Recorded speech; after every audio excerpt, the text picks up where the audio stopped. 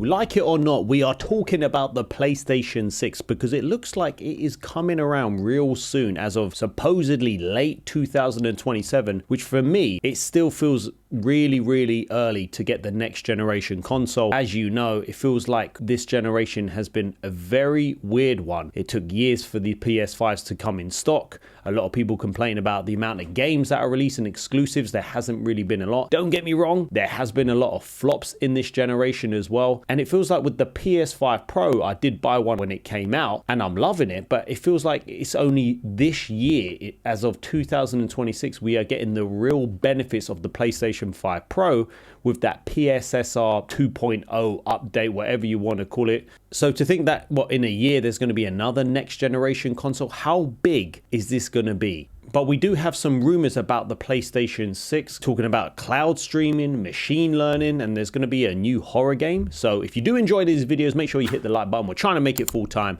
And I do apologize for my last video that I did delete where I didn't check my sources. Well, the website didn't check their sources, but I thought it was a legitimate statement about Intergalactic being shown at Summer Game Fest. It might, but I deleted it and I apologize, and I will do my due diligence a lot better. So don't cancel me if you don't mind. As we go on to this article here, the rumors seem to agree that 2027, this next generation console is coming. They talk about quite a few things in regards to this. So the first thing they talk about is cross-generation. It looks like we're going to get a lot of cross-generation development. That isn't much of a surprise when you come to think about it, because let's be honest, it's going to be a very hard sale for Sony to get people to cross over to the next generation. You're going to need something to entice people to cross over and buy a 600, 700, 800, I don't know how much, £1,000 system. But as you can see here, it says here Sony has people working on developing assets, both 2D and 3D,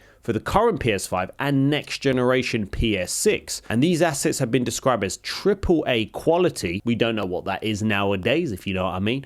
Concord is a 5e. Not much else to add there, but it might suggest we'll get cross-generation titles from Sony going into next gen, similar how we saw the PS5. Now, I do think this can be a little bit of a bad thing because, like I just said, you're going to need a reason for people to cross over to the next generation. I've been saying it a long time. If you had the next generation PS6 and they only had titles like Days Gone 2, Bloodborne 2, Bloodborne Remake, whatever you want to call it, those two games mentioned, that is quite a big reason to get the next generation if they weren't going to come to current gen. If everything is going to be cross-gen, you've got yourself quite a bit of a problem, but I don't think Sony will do that. I think there will be PS6 exclusive games, but then after that, to get people into that ecosystem, I do think there's going to be a lot of people still buying games on the PlayStation 5. So for me, it's a bit of a hard one. Who knows what sort of strategy they're going to go, but I do think they have to do it a lot more different than what they did with the PS5, because that was an easier sale.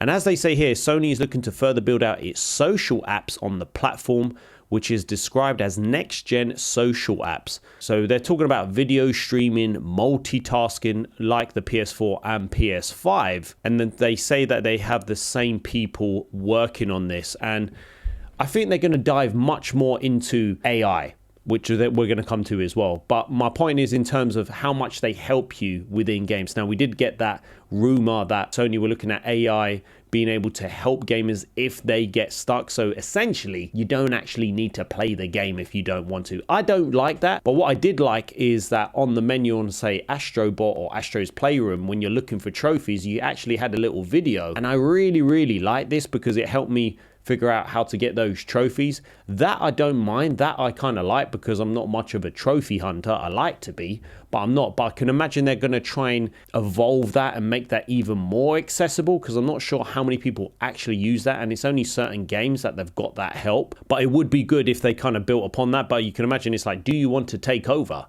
Then boom, here you go. I'm not really sure about that. But then they come onto a game which will be made in Unreal Engine 5. Sony is partnering with another studio to develop a next generation game featuring an immersive third-person horror shooter mechanics. We don't know the specific partner or title, though I would like to point out that the wording doesn't necessarily imply it's a flat-out shooter set in some kind of horror setting, rather it features shooting mechanics. Now, hopefully, They're not looking to do another freaking Concord 2 or a flipping Fair Games. I know Sony really like their freaking first person or third person shooters, whatever you want to call them, but they've made some really bad mistakes. So this better be a really good flipping story driven game for the PlayStation 6. Who knows what this is going to be, but it goes on to say Firesprite is rumored to be working on a survival horror game internally called Project Heartbreak, and this was back in 2024. Reported findings that the IP was apparently based on an established IP, so that is why we got Until Dawn 2 being thrown out there, or a new Siren game. Firesprite faced layoffs in 24, leading to the cancellation of some games, including a new Twisted Metal. We're unsure if Project Heartbreak is still alive, but we do know the mysterious next-gen horror shooter was still being worked on as of late August, October last year. Why it would be cancelled, unless they just didn't want to say and give people ammunition to talk about this online. But both games are using Unreal Engine 5, so there's a chance that this is the title, though at the time of the reporting, the title had PS5 and PC as its platforms, which I don't think that's going to be the case now. So could this be the next gen, or is this perhaps another IP we don't actually know? And then it goes on to say about next gen cloud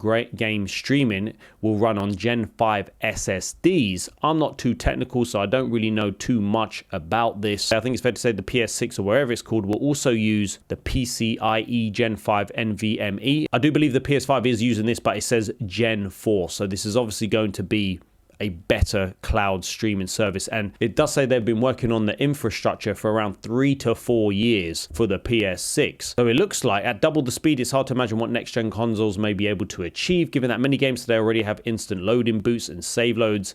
It does mean faster asset streaming on local devices that will translate into what we experience remains to be seen. So you can imagine, is obviously if this console is going to be £1,000, you expect it's going to be freaking incredible. And you can see here, if you're familiar with these megabytes and stuff like that, I'm not too technical, I just want to play, but it's going to be better than what we've got now. And then it goes on to say about the PSSR and advanced machine learning. The PSSR will be heavily involved in the PS6 because they are now improving it on the PS5 Pro. But like I said, as it says here, it's only now we're getting the benefits of the PSSR, only in February when you come to think about it, and we haven't got a lot of games utilizing that PSSR 2.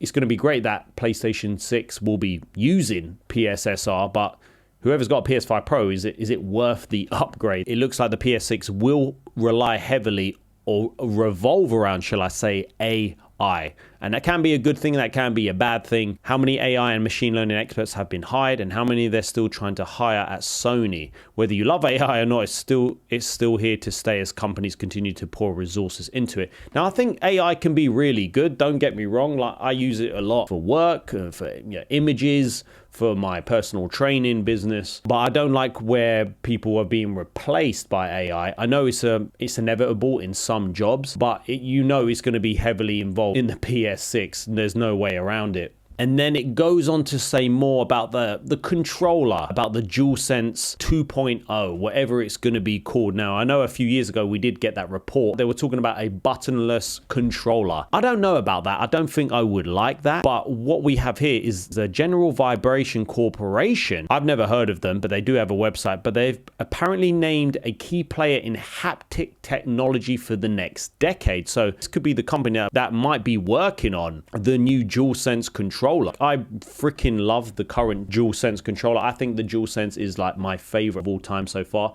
It's just freaking perfect. And playing Saros, oh my gosh, that game with that controller, it just shows you what it can do. I think it's freaking amazing. So I don't think there's much they can improve on. Maybe I'm wrong, but we could maybe see that there's going to be an even bigger improvement on this. And then it does say on that company's website, it has worked to Sony to some degree. 2005 saw their own developed linear actuators integrated into a prototype PlayStation controller. It would not be until 2017 that Sony would work with them once again and license their tech for use in the DualSense controller. Their tech would then be used with the VR2 Sense controllers. I think they're pretty freaking cool as well. And again, in the Portal. We are developing haptic arrays of 2 or more phased synchronized LRAs.